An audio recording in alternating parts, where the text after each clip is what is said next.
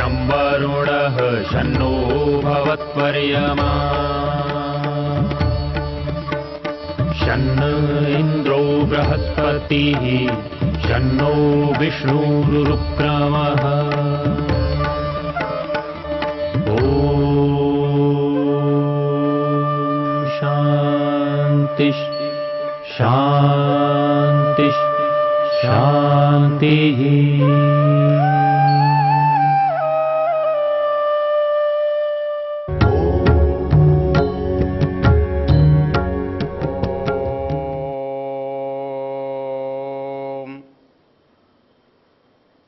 हम यजुर्वेद के 34वें अध्याय के शिव संकल्प मंत्रों की चर्चा कर रहे हैं। ये अध्याय के प्रारंभिक 6 मंत्र हैं और प्रत्येक मंत्र का जो अंतिम चरण है उसमें है तन्मे मनः शिव संकल्पमस्त। इसका अर्थ है ऐसा मेरा मन शिव संकल्प वाला हो। ये जो मन है शिव संकल्प वाला हो, ये मेरी इच्छा है, ये ऐसा मेरा प्रयत्न है। इन मंत्रों का ऋषि शिव संकल्प है और इन मंत्रों का देवता मन है। हम पीछे 4 मंत्रों की चर्चा शिव संकल्प के संबंध में कर चुके हैं। हमारे सामने आज चर्चा के लिए हमारा एक मंत्र है, यस्मिन् ऋचः सामयजूंषि यस्मिन् प्रतिष्ठिता रथनाभा विवारः यस्मिश्चित्तं सर्वमोतं प्रजानां तन्मे मनः शिव संकल्पमस्तु। मंत्र का सामान्य शब्दार्थ है यस्मिन् ऋचः सामयजूंषि, अर्थात ज्ञान की दृष्टि से इस मन की क्या योग्यता है। इस मन की जो सबसे बड़ी योग्यता है, जैसे पिछले मंत्रों में इसकी योग्यता को बताते हुए कहा गया था, ये भूत भविष्य वर्तमान तीनों कालों को जान सकता है, तीनों कालों में गति कर सकता है, तीनों कालों का व्यवहार कर सकता है। क्योंकि वो ऐसा इसलिए कर सकता है कि वो आत्मा के साथ रहता हुआ पूरे समय में आत्मा के साथ रहता है, तो वो तीनों कालों में रहता है, इसलिए तीनों कालों में उसकी गति, उसका व्यापार, उसका काम हो सकता है। वैसे ही इस मंत्र में जो विशेष बात मन के लिए कही है वो ये है यस्मिन् ऋचः सामयजूंषि। कहता है कि वो मन है जिसके अंदर क्या है, ऋग्वेद है, यजुर्वेद है, सामवेद है, अथर्ववेद है, वो समाया हुआ है। अब यहाँ एक रोचक तथ्य हमारे सामने आना चाहिए, क्या इसमें वेद पहले से विद्यमान है? यदि ऐसा मानेंगे तो ज्ञान अर्जन करने की आवश्यकता नहीं रहेगी। तो फिर इसका अभिप्राय क्या है? मंत्र का शब्दार्थ तो यही कहता है यस्मिन् ऋचः सामयजूंषि, जिसमें ऋक यजु साम सब समाविष्ट हैं। ऋषि दयानंद इसका अर्थ करते हैं, इसके अंदर ऋग यजु साम और अथर्व के ज्ञान को प्राप्त करने की योग्यता है। अर्थात ये सृष्टि का जितना भी गंभीर से गंभीर ज्ञान है उसको प्राप्त करने में सक्षम है। तो उसकी जो क्षमता है वो इन शब्दों के द्वारा इस मंत्र में बतलाई गई है कि वो ऋग्वेद, यजुर्वेद, सामवेद, अथर्ववेद का जो अंतिम ज्ञान है संसार का, वो इस मन के द्वारा प्राप्त किया जा सकता है। मन में ये योग्यता है, उसको प्राप्त करे, उसको अपने अंदर संग्रह करे। यस्मिन् ऋचः सामयजूंषि, आगे कहा गया है यस्मिन् प्रतिष्ठिता रथनाभा विवारः। कहता है कि ये सब मन जो है हमारे से कैसे जुड़ा हुआ है कि जैसे कोई चीज बाहर का पहिए का भाग अपने केंद्र में आरों से जुड़ा रहता है, वैसे ही ये मन में सब ज्ञान जुड़ा रहता है, सब उसके अंदर ओतप्रोत रहता है।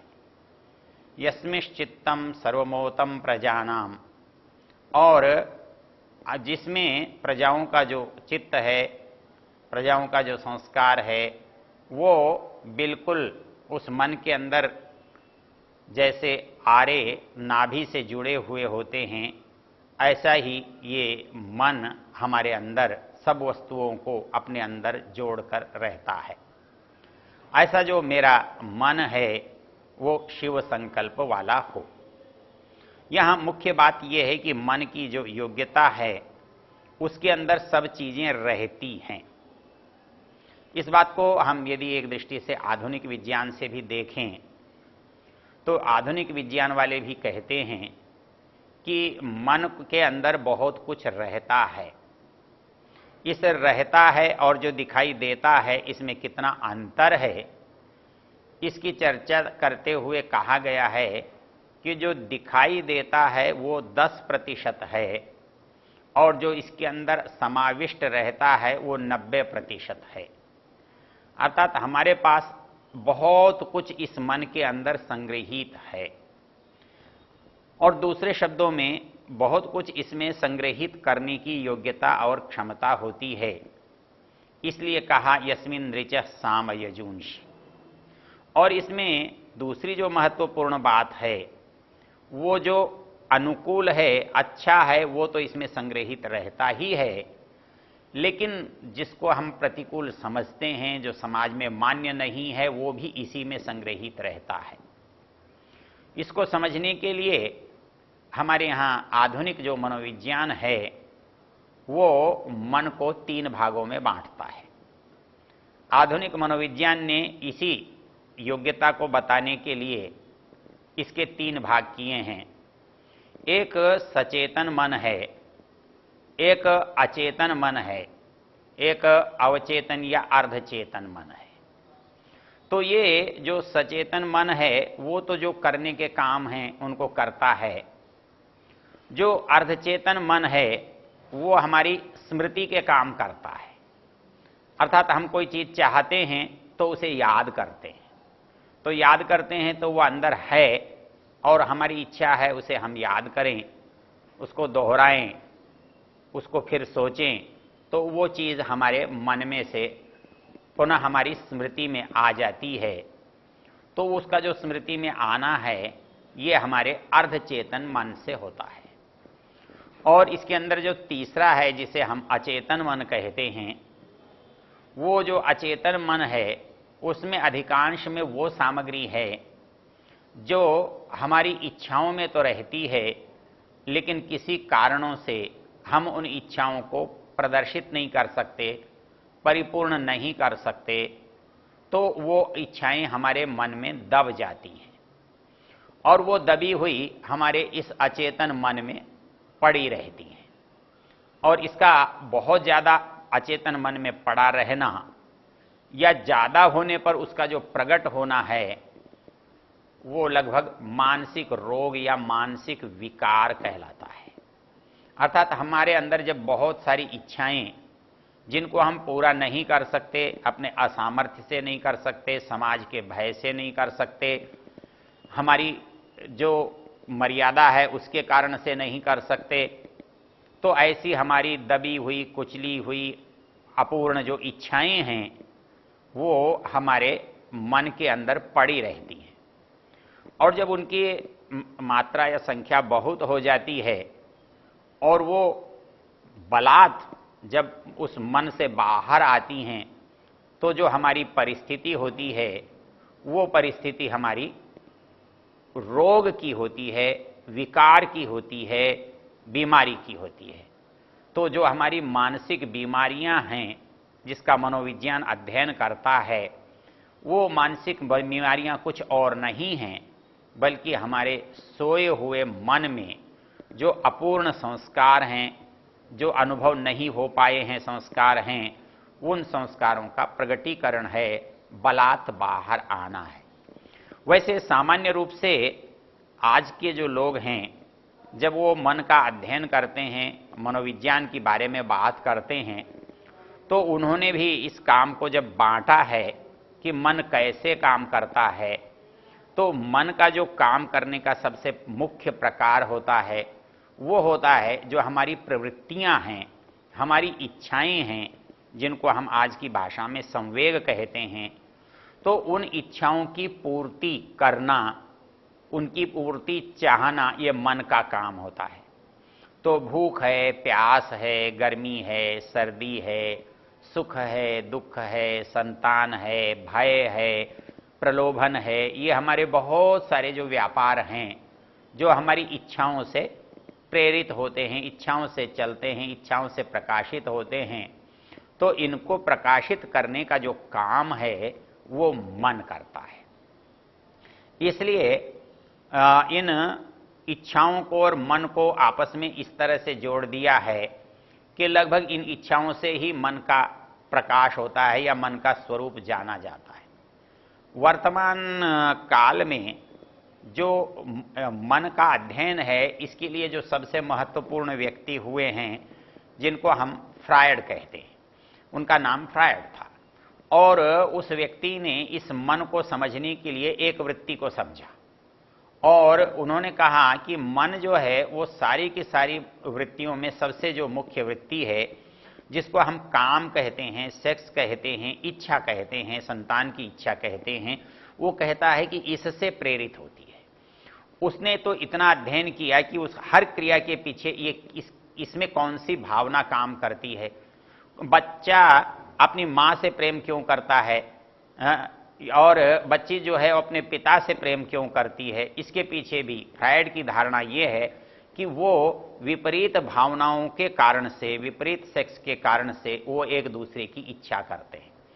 उसका जो बहुत सारा अध्ययन था वो बाद के विद्वानों ने उसको खंडित कर दिया, उसी की शिष्य परंपरा में उसको खंडित कर दिया।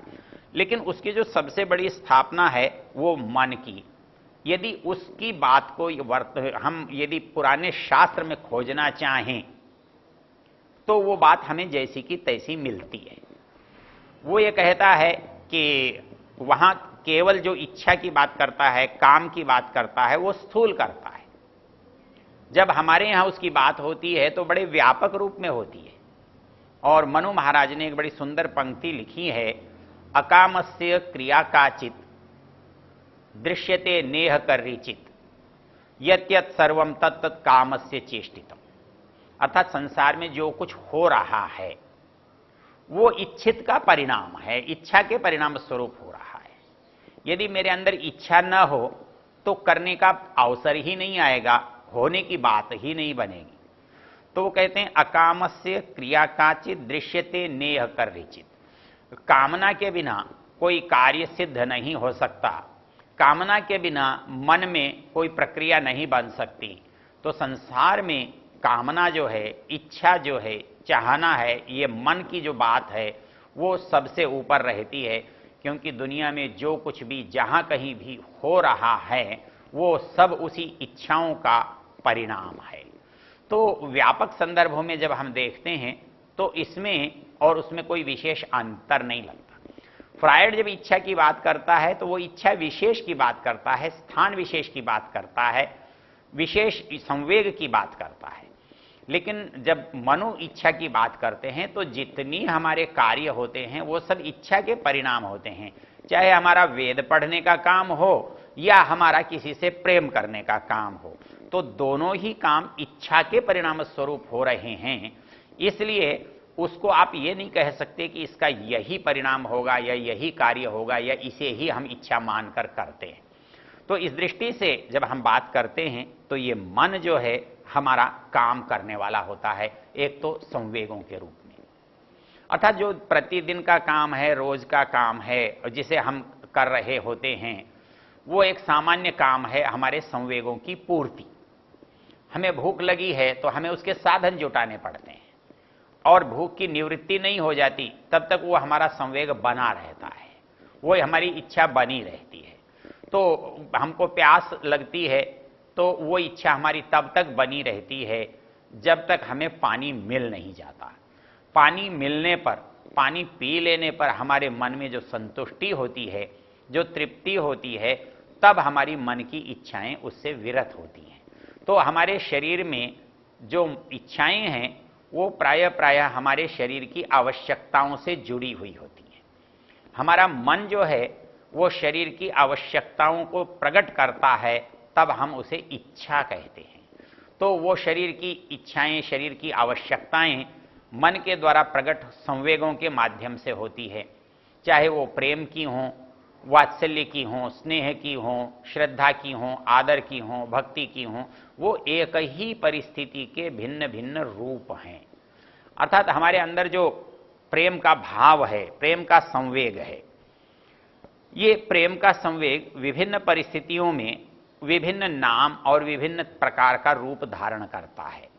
तो इस दृष्टि से जब हम विचार करते हैं तो हमारे मन का इस संसार में जो पहला काम होता है वो होता है कि हमारा जो शरीर है, इस शरीर की जो आवश्यकताएं हैं, उन आवश्यकताओं को हम मन से प्रकट करते हैं, मन के संवेगों से प्रकट करते हैं, मन की इच्छाओं से प्रकट करते हैं।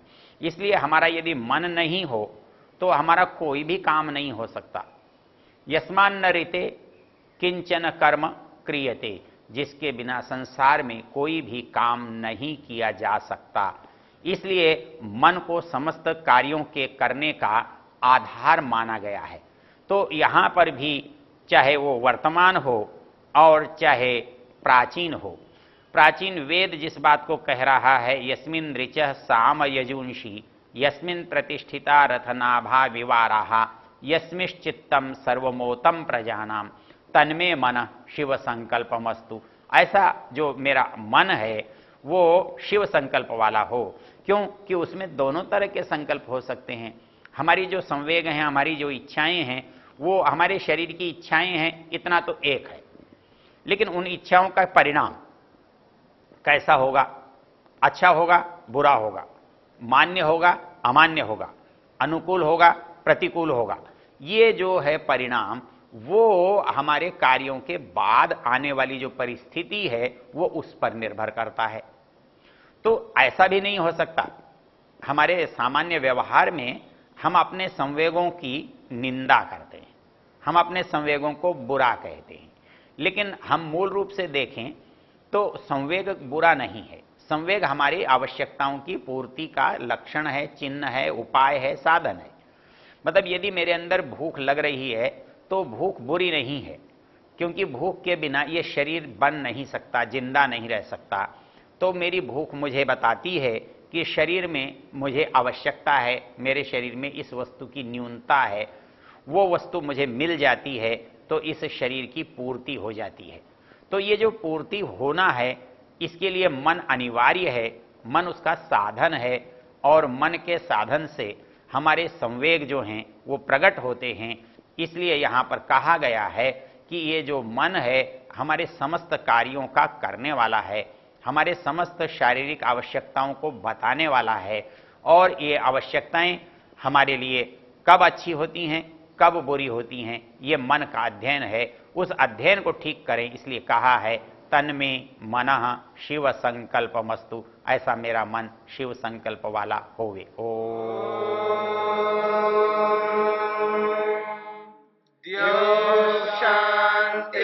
शांतिरंतरिक्षं शांतिर्पृथिवी शांतिरापः शांतिरोषधयः शांतिः वनस्पतयः शांतिर्विश्वे देवा शांतिर्ब्रह्म शांति सर्वं शांति शांतिरेव शांति शांति।